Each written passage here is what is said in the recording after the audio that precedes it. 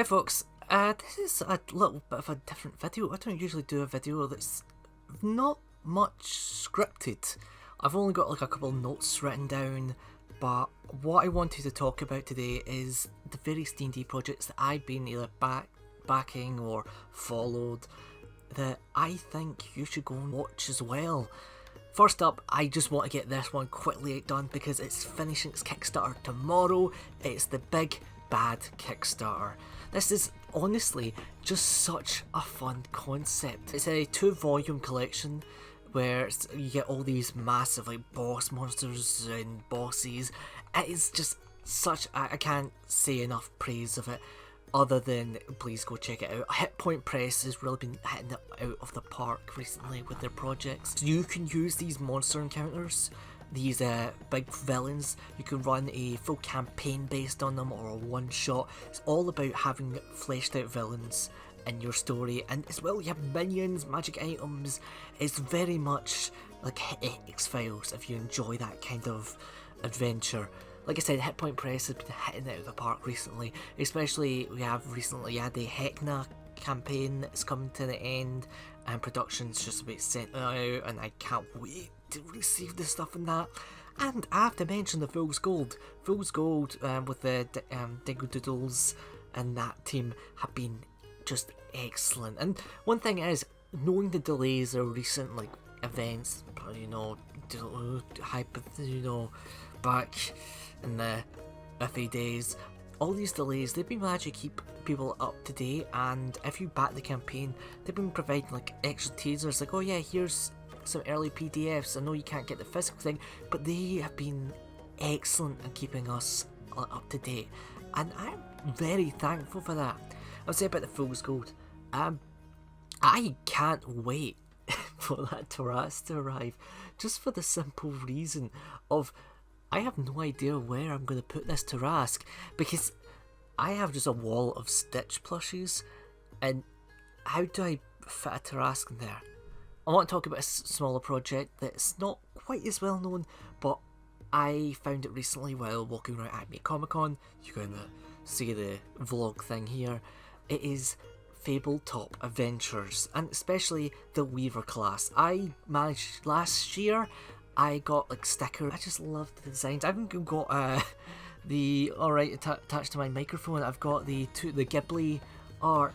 It is phenomenal, but it's by Lily Glover. One of the most stunning class books I've actually picked up.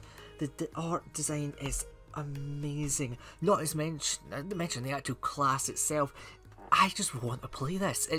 It's tough because I haven't played D&D in I think it's a good 8 months now, because I've had issues trying to find a party, but I want to run a campaign soon, and I'm putting this class up for like, hey, if you want to play this class, go ahead, because it just, the narrative opportunities, I just can't praise this enough. And in the book, they describe Weavers are a bridge between the waking world and the realm of sleep, and like genuinely such good lore opportunities. Please go support the Tabletop Adventures, because not only if you do the Patreon, you can get like free digital maps, token art, and custom content. Like, it's well, you get, this is one of the best physical things I've picked up, and I can't praise it enough. Please go check out Tabletop Adventures and the Weaver class. Next Kickstarter I want to mention was Why Slay Dragons When You Could Be Fishing. It is a way you can add fishing to your world. And listen, that may sound boring, but honestly, from what I've seen, it's just so much fun. It's all about, rather than going out on these grand adventures, if you just want to relax and have some fun, you've get like quest hooks, and that's I genuinely just got I got that pun there, and it's painful. You can get like all these like various types of fish, and not only that, this fishing system also allows you to play different types of classes. And you get what I believe what's unlocked so far. It's all the classes have been unlocked. We get the like a subclass for the main class, so like sorcerer, warlock, and even like bard.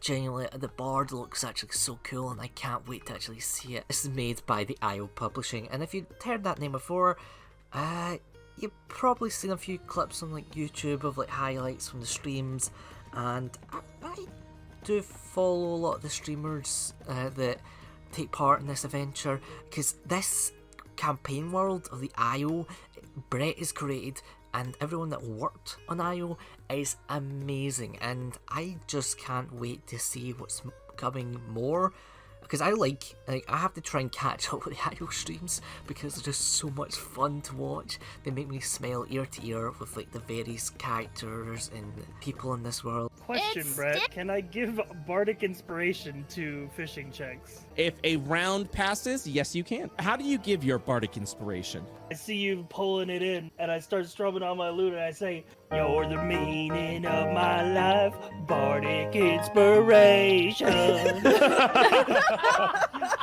Wow. Only a little sad it was a Wonderwall. It's hard for me to really connect with some D&D campaigns. Sometimes I drift away.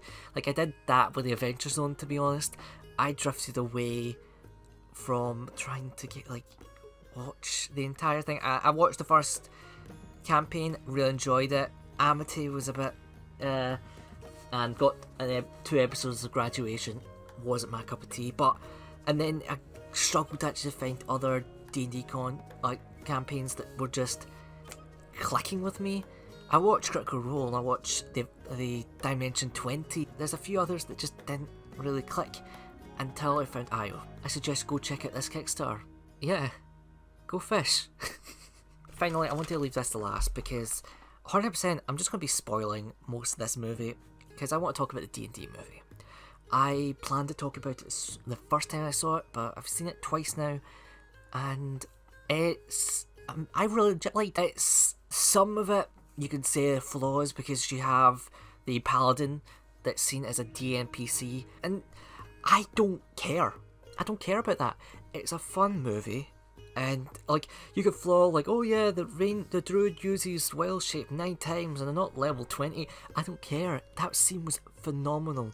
Like you actually see these shenanigans like be replicated with like D&D like spell. Like you get to see green flame blade, thaumaturgy, chill touch. Chill touch was a fun one just because. They've said it's chill touch, but just putting the finger in the T, that's just it makes me laugh each time. But I want to just quickly share one thing that during like writing notes during the movie, I started drawing. So this is the Nimbustar, big chubby dragon. I am now taking commissions if you want to pay me to draw more. Anyway, I love the dynamics between the characters. Would I want to see them again? Maybe not. I would like to see a new group of adventures, perhaps. I would personally like to see more like Jonathan was like finding out that wasn't CGI. That's a full-on practical effect. The practical effects made this movie even more special. If it was all just CGI, I think it would just feel And it's well, we can actually identify like which type of like class the bard was like. So, oh yeah, is he more broke than a bard? But like you can see he was using inspiration, and there was sort of stat sheets and all that revealed like his spells are utility spells, which now as someone that's made various type of bards, I've gone spellcasting bards, and I create too many bards. Having a bard that's just utility, and rather than like going like that, some spells are discreet, and the way he talks could be a way to do that. Like silvery barbs, that's like an effective one. You gotta just go like that. That's not like a physical spell. There's no actual barbs coming out. It's verbal. I liked the adding of having some type of the sorcerer learning to attune, even though I don't know if it was wild magic, but like having this item, like you have to actually connect to the item rather than going, oh, add item, pick up, this is mine, alright, let's go. Now you can just play that magical instrument. But having that thing of connecting, it fits towards the whole thing of like the connection they made, and that's making like a family. And I still get emotional. Just the line at the end of "You wasted it on me." It hurts. It hurts. Also, like the boss being pummeled at the end was great. The cameos, and a quick mention to Plant Kid, who drew the Displacer Beast that could kill us all. I genuinely love this movie, and I highly suggest if you get the chance, go watch it, because I think it's a very good way to evolve your D&D campaign. And I believe Ginny D has made some great videos talking about what's good about this movie, so I'm going to push over over that way. But yeah, this has been quite a different type of video, so I hope you guys enjoyed this. If you did, make sure to subscribe and like, because in the future we've got a couple of D&D stuff returning. We have the In D&D series, where I'll be making various things in D&D. The next one will be the eventual VTuber sequel, and I'm excited for that. And we got a few other twists coming. Anyway, till then, see ya, and boop!